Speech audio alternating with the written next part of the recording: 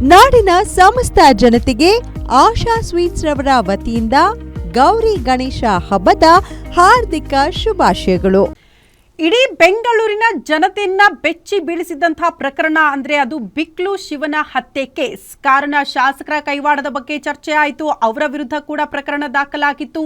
ಈ ಪ್ರಕರಣಕ್ಕೆ ಸಂಬಂಧಪಟ್ಟಂತೆ ಮೊದಲ ಆರೋಪಿ ಇಲ್ಲಿ ತನಕ ಬಂಧನ ಆಗಿರಲಿಲ್ಲ. ಬಟ್ ಈಗ ಮೊದಲ ಆರೋಪಿ ಬಂಧನ ಆಗಿದೆ ಅನ್ನೋದರ ಡೀಟೇಲ್ ಸದ್ಯ ಸಿಗ್ತಾ ಇದೆ. ಕೊಲೆ ಕೇಸ್ನ ಪ್ರಮುಖ ಆರೋಪಿ, ಪ್ರಮುಖ ರುವಾರಿ ರೌಡಿ ಜಗ್ಗ ಅರೆಸ್ಟ್ ಆಗಿದ್ದಾನೆ. ಹತ್ಯೆ ಬಳಿಕ ತಲೆಮರೆಸಿಕೊಂಡಿದ್ದ ರೌಡಿ ಜಗ್ಗ ಲಾಕ್ ಆಗಿದ್ದಾನೆ. ಬಿಕ್ಲು ಶಿವ ಕೊಲೆ ಕೇಸ್ನಲ್ಲಿ A1 ಹಾಕಿದ್ದ ಜಗದೀಶ್ ಅಲಿಯಾಸ್ ಜಗ್ಗ ಬಂಧಿಸಿ ಸಿಐಡಿ ಕಚೇರಿಗೆ ಕರೆ ತರ್ತಿದ್ದಾರಂತೆ ಅಧಿಕಾರಿಗಳು. ಬಿಕ್ಲು ಶಿವ ಅರೆಸ್ಟ್ನಿಂದ ಘಟಾನುಘಟಿಗಳಿಗೆ ಟೆನ್ಷನ್ ಶುರುವಾಗ್ಬಿಟ್ಟಿದೆ.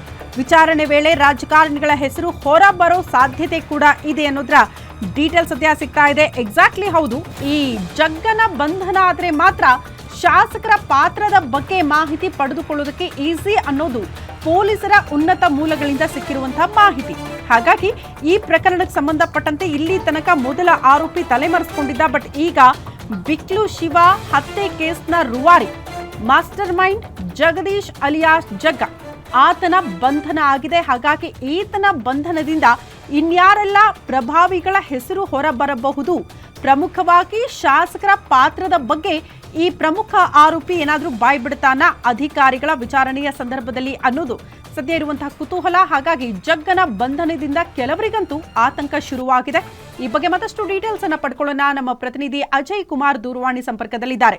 ಅಜಯ್ ಕುಮಾರ್, ಎಲ್ಲರೂ ಕೂಡ ಕಾಯ್ತಿದ್ರು ಜಗದೀಶನ ಬಂಧನ ಆದ್ರೆ ಪ್ರಭಾವಿಗಳ ಹೆಸರು ಬರಬಹುದು, ಪ್ರಮುಖವಾಗಿ ಶಾಸಕರ ಪಾತ್ರದ ಬಗ್ಗೆ ಉಲ್ಲೇಖ ಆಗಬಹುದು ಅಂತ. ಅದನ್ನ ನಿರೀಕ್ಷೆ ಮಾಡಬಹುದಾ ಮೊದಲ ಆರೋಪಿ ಬಂಧನದಿಂದ? ಖಂಡಿತವಾಗ್ಲೂ ಶ್ರುತಿ, ಏನೋ ಸಾಕಷ್ಟು ಒಂದು ಈ ಚರ್ಚೆಗೆ ಗ್ರಾಸ ಆಗಿದ್ದಂತ ಕೇಸ್ ಅಂದ್ರೆ ಬಿಕ್ಲು ಶಿವ ಮರ್ಡರ್ ಕೇಸ್. ಯಾಕಂದ್ರೆ ಇದರಲ್ಲಿ ಏನೋ ಭೈರತಿ ಬಸವರಾಜ್ ಅವರ ಹೆಸರೇ ಕೂಡ ತಳ್ಕಾಕೊಂಡಿತ್ತು. FIR ಅಲ್ಲಿ ಕೂಡ AFI ಕೂಡ ಆಗಿದ್ರು. ಆ ನಂತರ ವಿಚಾರಣೆ ಕೂಡ ಹಾಜರಾಗಿದ್ರು.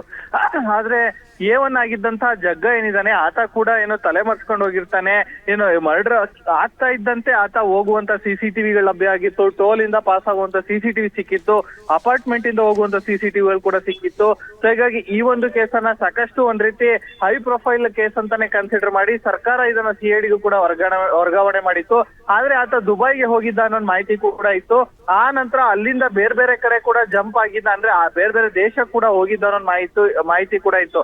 ಆದ್ರೆ ಇದೀಗ CID ಅಧಿಕಾರಿಗಳು ಆತನನ್ನ ಬಂದು ಈಗಾಗ್ಲೇ ಕರೆದುಕೊಂಡು ಬರ್ತಾ ಇದ್ದಾರೆ ಅನ್ನೋ ಮಾಹಿತಿ ಕೂಡ ಲಭ್ಯವಾಗ್ತಾ ಇರುವಂತದ್ದು. ಆದ್ರೆ ಎಲ್ಲಿಂದ ಕರ್ಕೊ ಬರ್ತಿದ್ದಾರೆ, ಎಲ್ಲಿ ಅರೆಸ್ಟ್ ಮಾಡಿದಾರೆ ಅನ್ನೋ ಒಂದು ಮಾಹಿತಿಯನ್ನ ಮಾತ್ರ CID ಅಧಿಕಾರಿಗಳು ಬಿಟ್ಕೊಡ್ತಾ ಇಲ್ಲ. ಸೊ ಹೀಗಾಗಿ 8:30 9 ಗಂಟೆ ಅಷ್ಟೊತ್ತಿಗೆ CID ಕಚೇರಿ ಕೂಡ ಬರುವಂತ ಸಾಧ್ಯತೆಗಳಿದೆ ಅಂತ ಒಂದು ಏನು ಪೊಲೀಸ್ ಮೂಲಗಳು ಕೂಡ ಈಗಾಗಲೇ ಹೇಳ್ತಾ ಇರುವಂತದ್ದು. ಸೊ ಹೀಗಾಗಿ ಆತ ಬಂದ ನಂತರ ನೀವು ಹೇಳ್ದಂಗೆ ಸಾಕಷ್ಟು ಜನರ ಹೆಸರು ಕೂಡ ಹೊರಗೆ ಬರ್ಬೇಕಾಗಿದೆ. ಯಾಕಂತಂದ್ರೆ ಆತ ಫಸ್ಟಿಗೆ ಕೂಡ ಹೇಳಿರ್ತಾನೆ, ಅಂದ್ರೆ ಈ ಒಂದು ಪ್ರಕರಣದಲ್ಲಿ ಬಸವರಾಜ್ ಅವರು ಕೂಡ ಹೇಳಿರ್ತಾರೆ, ನನಗೂ ಜಗ್ಗಂಗೂ ಯಾವುದೇ ರೀತಿಯಂತ ಪರಿಚಯ ಇಲ್ಲ ಅಂತ ಹೇಳಿ. ಆದ್ರೆ ಕೆಲವೊಂದು ಫೋಟೋಸ್ಗಳು ಕೂಡ ಸಾಕಷ್ಟು ವಿಚಾರಗಳು ಕೂಡ ಹೇಳಿತ್ತು. ಯಾಕಂದ್ರೆ ಈ ಕುಂಭಮೇಳದಲ್ಲಾಗಿರ್ಬೋದು, ಕೆಲವೊಂದು ಬರ್ತಡೇ ಫಂಕ್ಷನ್ ಅಲ್ಲಾಗಿರ್ಬೋದು, ಪ್ರತಿಯೊಂದು ಇವೆಂಟ್ ಅಲ್ಲೂ ಕೂಡ ಏನು ಶಾಸಕರ ಪಕ್ಕ ಕೂಡ ಈ ಜಗ್ಗ ಇರ್ತಾನೆ. ಸೊ ಹೀಗಾಗಿ ಸಾಕಷ್ಟು ಒಂದ್ ರೀತಿ ಸಂಚಲನ ಸೃಷ್ಟಿ ಮಾಡಿರುತ್ತೆ ಆ ಫೋಟೋಗಳಾಗಿರ್ಬೋದು, ಮತ್ತೆ ಈ ಕೇಸ್ ಆಗಿರ್ಬೋದು.